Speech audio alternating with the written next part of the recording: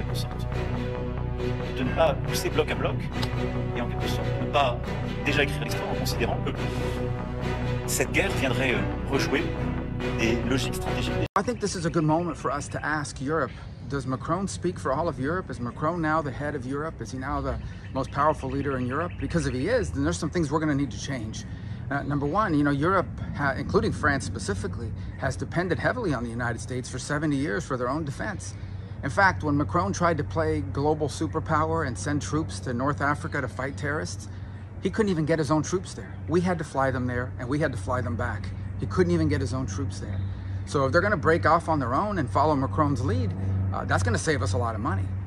As far as not getting involved in other conflicts that are not ours, we need to ask Europe, does he speak for them?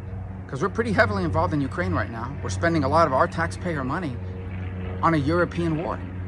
And I've supported that because I think it's in the national interest of the United States to be allies to our allies. But if our allies' position, if in fact Macron speaks for all of Europe and their position now is they're not going to pick sides between the US and China over Taiwan, then maybe we shouldn't be picking sides either. Maybe we should basically say we're going to focus on Taiwan and the threats that China poses, and you guys handle Ukraine and Europe.